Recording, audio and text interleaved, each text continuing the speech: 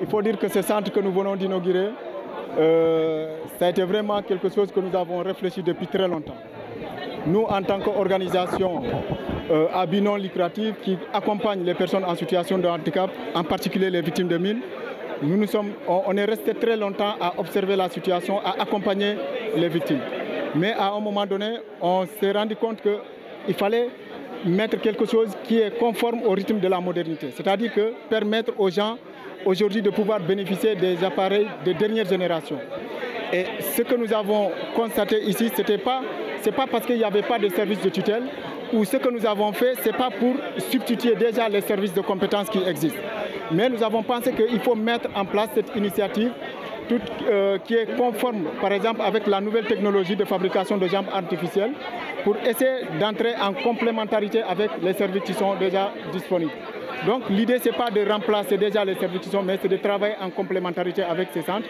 Et c'est la raison pour laquelle nous avons jugé nécessaire d'aller vers nos partenaires qui nous accompagnent pour discuter avec eux. Discuter avec les partenaires, les expliquer effectivement de la possibilité de mettre en place quelque chose d'innovant pour faciliter non seulement l'accessibilité des prothèses. Et je pense que c'est dans ce sens que nos partenaires aujourd'hui nous ont bien entendus, notamment la Fondation AJWS, CRS et le Centre national d'action anti-mine. Tous les partenaires en tout cas qui nous ont couru et qui ont entendu notre appel et qui ont accepté de nous accompagner dans la mise en place de ce centre. Donc aujourd'hui, nous sommes très fiers de mettre en place ce centre qui aujourd'hui déjà a montré déjà les résultats, a permis aujourd'hui déjà de confectionner 16 appareils, mais qui montre aujourd'hui que la nécessité, ce n'est pas seulement les victimes de mines. Aujourd'hui, vous venez dans ceux qui ont bénéficié de des prothèses, il y a eu des victimes, ceux qui ont été victimes des événements politiques tout récemment. Il y a des gens qui ont été amputés par diabète, d'autres qui ont été amputés notamment par des accidents par mine.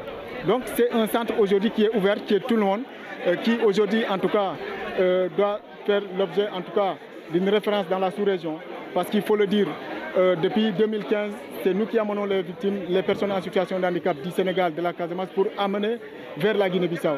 Aujourd'hui, c'est l'effet contraire. Nous avons beaucoup travaillé et nous pensons que maintenant, ce sont les populations de Guinée-Bissau, de Gambie, qui viendront également bénéficier des prothèses de dernière génération dans ce centre. Et tout ça, c'est dû à l'aide des autorités de ce pays et dû vraiment à l'appui de tous les partenaires qui nous ont accompagnés, comme je l'ai dit, pour en arriver à ce niveau. Effectivement, l'USAID, c'est un partenaire qui est venu joindre parmi tous les autres partenaires. Donc, c'est un partenaire qui ne pouvait pas intervenir dans la construction, mais qui était favorable pour les équipements. Pendant ce temps, d'autres partenaires étaient positionnés également pour les équipements, mais il fallait harmoniser tout cela. Et comme l'USAID était déjà prêt à s'engager directement pour l'achat de ces machines, donc nous avons travaillé avec l'USAID pour qu'on puisse arriver directement à l'achat des machines de dernière génération. Et c'est ce qui a été fait. Donc nous sommes passés par Swiss Ability, une organisation suisse qui connaît effectivement les machines, qui connaît en tout cas tout ce qui est lié à la fabrication et qui a facilité avec CRS pour qu'on puisse arriver à l'achat de ces dernières machines. C'est un projet conjoint, comme je l'ai dit, parce que ça ne date pas uniquement de la réalisation du centre.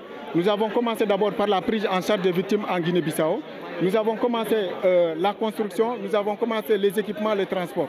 Donc c'est un projet qui prend beaucoup en tout cas d'aspects par rapport à ce niveau et qui regroupe une pluralité d'organisations qui interviennent en Casamance et qui s'activent en tout cas dans le souci d'alléger les conditions de vie des personnes ayant besoin de ces jambes artificielles. Génération FM. Generation FM, the best radio. Génération FM.